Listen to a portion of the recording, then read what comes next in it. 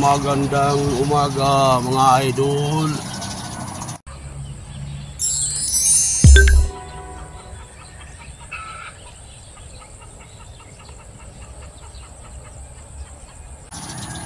Ito na kayong paligid ngayon.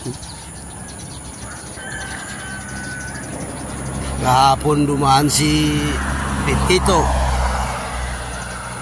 Ito na mga inyong sunrise. Kinaumagahan.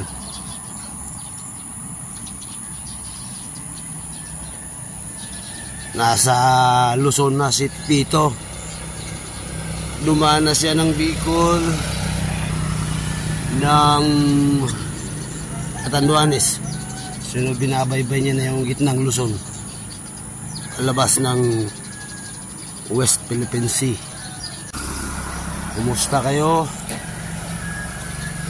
Sana'y hindi kayo ganong naapektuhan sa bagyo na yan. Importante yung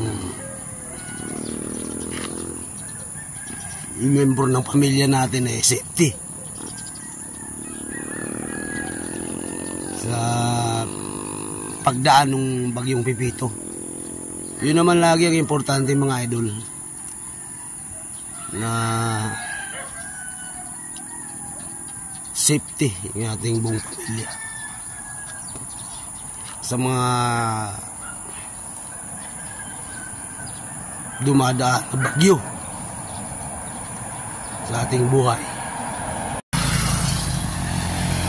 Sa atin naman mga Pilipino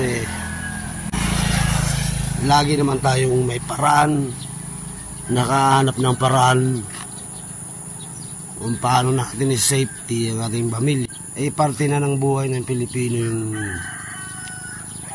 mga bagyo, lindol, baha, kung ano pa man dyan na nangyayari sa mundo ngayon. Alam naman nating lahat na yung mga bagyo, lindol, mga putok ng bulkan na yan, malalakas na ulan na yan, init.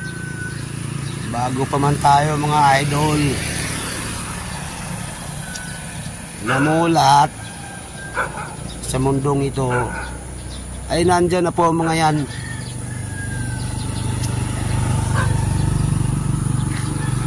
Nasa atin na lang yan kung paano natin yan i-handle yung mga ganyang pangyayari, dahil yan ay sadyang nakasit up na dito sa mundo, sa earth.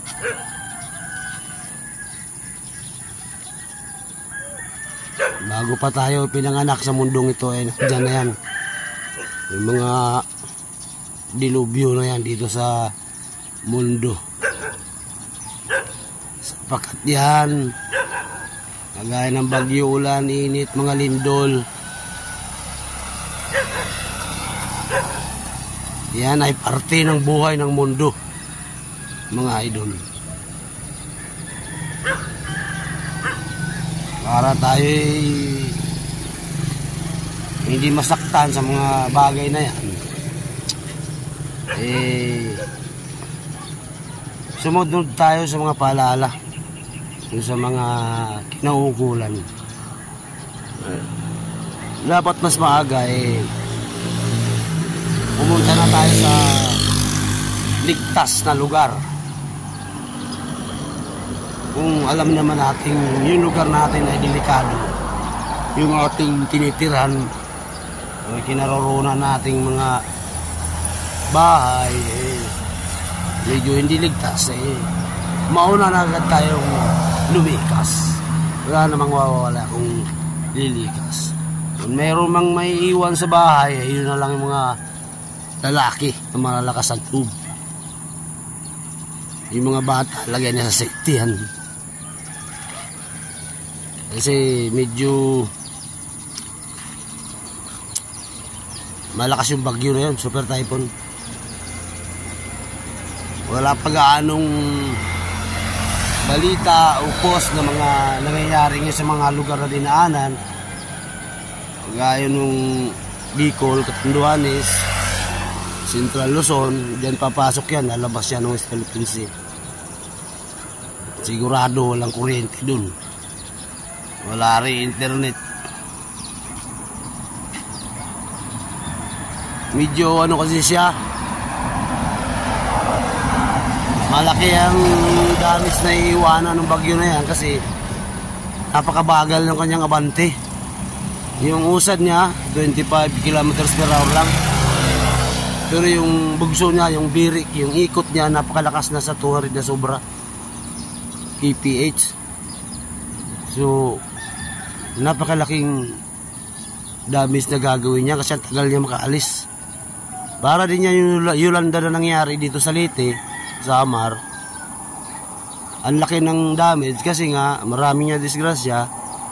Napakabagal din ng usad doon, masuwagal yun, 15 kph lang yun. Pero yung kanyang ikot nasa 300 sobra. Sobrang lakas, kaya ang dami talang sisirain. Hindi kagaya ng mga bagyo ng araw na mabilis yung pag-alis. Ang bilis itong takbo niya. Usad niya, napakabilis. Ibaling mabilis din yung ikot niya. Yun naman ang nagsisira talaga eh. Yung ikot ng hangin. Pero mabilis din yung pag-alis niya.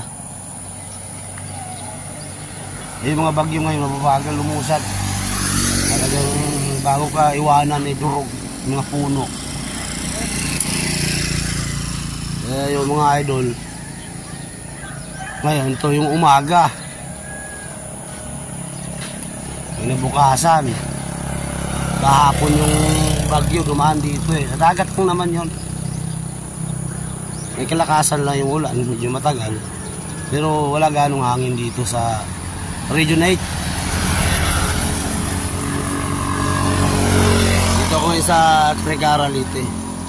Isa to sa mga lugar na dinurog din ni Yolanda ng 2013.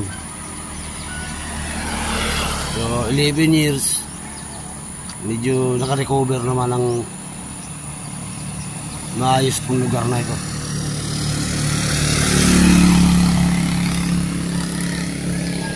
Karamihan ng bahay dito, yung Yolanda, dapa lahat. Dapa lahat mga idol. Maraming nadisgrasya doon sa Tacloban. Malapit lang ito sa Tacloban. 1 oras lang biyahe Tacloban.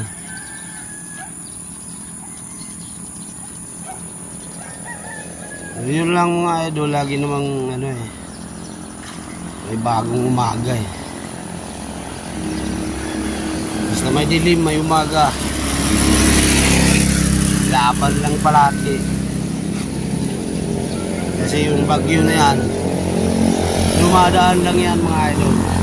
Importante lang lagi yung unahin yung safety ng pamilya. God bless sa inyong lahat. Sana'y wala ganong nasaktan. Yung pinsala, yung arerian, okay lang. Pero yung membro ng pamilya, yun na importante.